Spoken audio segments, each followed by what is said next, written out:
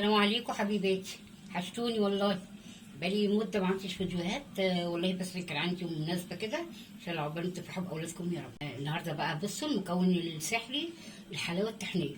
الحلاوه دي كانت عندي ومحدش عايز ياكلها، دي هندخلها في الكيكه. دي هتحط الكيكه في حته تانية خالص، يعني اكيد هو ناس تعرف، بس برضه في ناس ما تعرفش ان الحلاوه لو اتحطت مع مقادير الكيكه بتغير طعمها 90 درجه الاحسن والاجمل، والطعم حكايه وهشه وطريه. هنحط مكونات الكيكه العاديه خالص مفيش اي مشكله، بس هي الزياده التكه اللي عندي ان هنحط حلاوه. هنحط المقادير في الخلاط طبعا، هقول لكم على المقادير وانا بحطها وان شاء الله تبقى حلوه وتعجبكم.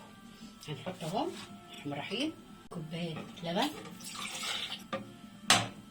طبعا كوبايه الا ربع سكر لان الحلاوه هتعوض شويه وما مليش الكوبايه قوي. كوبايه الا ربع زيت، دي المقادير الكيكه العاديه ما فيهاش اي اختراع.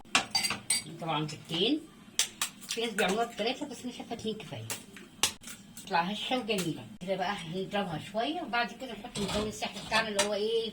الحلاوه. كده ضربنا كل الخليط مع بعض، كوبايه اللبن، كوبايه ربع زيت، كوبايه ربع سكر، عشان طبعا الربع ده هتكمل بيه الحلاوه وبالتين. كده بقى المكون السحري بتاعنا هو هنضرب كده المقادير. المفروض ان كده خلاص هتحط على الدقيق وتتخلط، لا حطيت حلاوه حلوه محترمه كده اهو. اتفرجي بقى على طعم الكيكه وكمان نضربها بقى وارجع لكم تاني. كده ضربنا المقادير كلها في الخلاط مع حته الحلاوه التحليه اللي انا حطيتها، وطبعا المقادير العاديه اللي هي كوبايه وربع دقيق مع معلقه صغيره مليانه بيكنج باودر مع ذره الملح عشان نفتفت ده مع بعض الاول. لازم نخلط كله مع بعض عشان البيكنج باودر لو كان في حته واحده هيدي طعم لاذع، يعني مش هيبقى مستحب. لازم نخلص كل البيكنج باودر جوه الدقيق. وانا بقى ده ممكن الدقيق ده ممكن يبقى مش كفايه، انا بعد ما احط الخلطه دي واقلب ممكن احتاج دقيق، فانا مخليه دقيق جنبي هنا لغايه ما السمك بتاعي اللي انا عايزاه اوقف. بصوا يا جماعه انا بنزل مقادير في الدقيق. بصوا قطع الحلاوه دي هتدي طعم في الاكل تحفه، يعني تيجي تاكلي الكيكه هتدوسي بسنانك على حته الحلاوه دي فهتودي الكيكه بقى في حته تانيه خالص. دلوقتي بقى هنضرب كلها مع بعض. بقى هي عايزه دقيق تاني وخلاص. طبعا اختراع يعني صراحه، بس انا حطيت لها حته الحلاوه دي يعني الحمد لله كلهم قالوا لي ماما تحفه، طعم حكايه. يعني طعم السوداني هو الكيكه، في طعم الطحينه شويه كده، في طعم طبعا السمسم. طبعا انا اي حاجه بعملها الاول بجربها على نفسي وعلى اولادي، قالوا لي تمام 100 100 وبعملها لكم ان شاء الله بتعجبكم ان شاء الله ان شاء الله. وانا طبعا بصوا شايفين خفيفه دي، انا عايزه ايه دقيق كده. بقول لكم الدقيق ده ما يبقاش ليه معيار. الاول حط فيه كوبايه او كوبايه وربع دقيق مع معلقه بيكنج باودر. لو عايز الدقيق ده بنزود، ما عايزش يبقى تمام كده. انا لو هي حطيت دقيق ياما العجينه كده طول ما هي عايزه بدل تبقى زياده هضطر ازود لبن. طب لما ازود لبن طعمها مش هيبقى اخر حاجه، لان انا عايزه المقادير كده ثابته. دي نصيحه مني يعني، ما تحطوش دقيق كتير، لا هي لما تغوص هديها.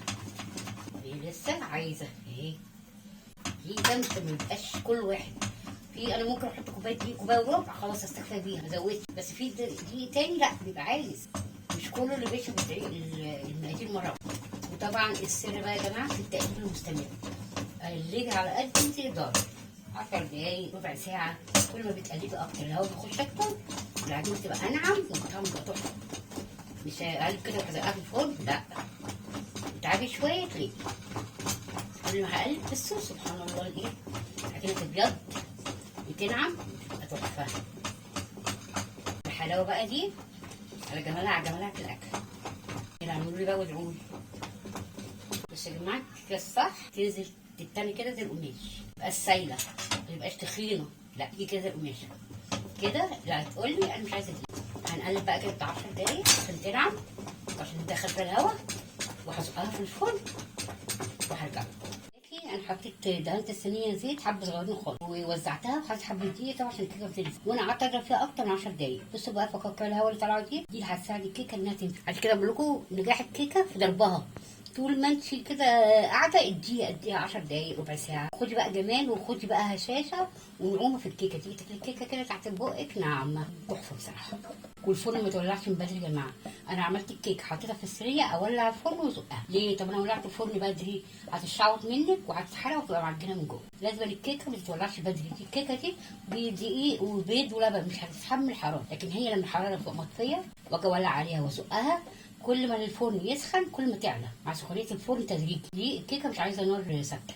دي نصيحتي ليكم برضو عشان اللي كده مش تنجح معاه ان شاء الله طريقه نجاحها. دي كيكه الحلاوه الطحينيه من ايد ام حسين، هنسويها بقى ان شاء الله ونرجع لكم.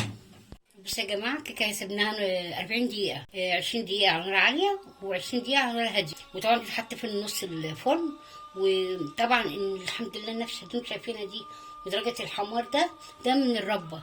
طول ما انت بتربي كتير يعني ايدك تستحمل انها ترب 10 دقايق ربع ساعه كل ما تعطي النتيجه دي. وبعدين الكيكه اللي بتطلع من الفرن السنه ما تتهبطش، تحطيها بشويش لان لما بتهبديها بتهبط. الافضل ان تسيبها تهدى خالص بعد كده نتعب. هنقطعها بقى ونطلع الخرطه اللي تعجبنا وان شاء الله هتعجبكم باذن الله. وطعمها تحفه يا جماعه والله خيال. الحلاوه وديتها في حته تانيه خالص. جربوها وان شاء الله تعجبكم وادعوا لي بدعوه حلوه كده في كومنت. ويا ريت تقولي بقى سميتك يا ام حسام. تكات ام حسام كيكه بالحلاوه، يا رب تعجبكم. بص يا جماعه انا معلش بعد ما خلصت الفيديو في تكات كده نسيت اقولها لكم. الكيكه ما بتقطعش قبل ربع ساعه عشان وهي سخنه وقطعناها هتفرول. نسيبها تهدى خالص ونجيش جنبها ونحطها بشويش ما نبداش على البوتاجاز او على الحراره الرخامه. ولما تهدى خالص وتبرد هنقطعها خالص اللي احنا عايزينها ايا كان المقاس. بصوا يا جماعه الارتفاع بتاعها بصوا الطريه في منتهى الجمال، طعم سوداني وسمسم. وعشاق الطحينه طبعا هيدوقوا كل ده في الكيكه الحلوه. ولو تلاحظوا ما حطيتش فانيليا لان الحلاوه ريحتها طاغيه على الكيكه. يعني انت بتاكلي الكيكايه تحسي ريحه السوداني والسمسم مع شويه كريمه بقى لباني يا جماعه. الخرطه كده حباها جنبها حبه كريمه وناخده بقى الكيكه الكريمه كده وناكل. تخيلي يا جماعه ودي كانت تكه حبيت اقولها لكم عشان ايه طبعا كلفنا وعملنا كيكه مبوظهاش. نهدى عليها وكان نقطعها. والف هنا وشفا حبايبي وتسلموا لي. سلام عليكم.